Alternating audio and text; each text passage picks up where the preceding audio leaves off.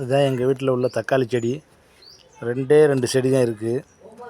அதில் காய்க்கிற காய்களை மட்டும் பாருங்கள்.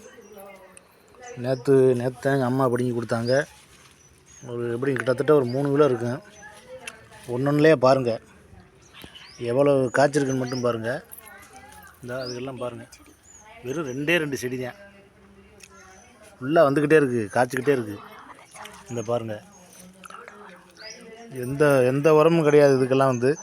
நாங்கள் வீட்டு முன்னாடியே வச்சுருக்கிறோம். வெறும் சாணியத்தையும் மாட்டு சாணியத்தையும் தொளிச்சுடுவாங்க எங்கள் அம்மா.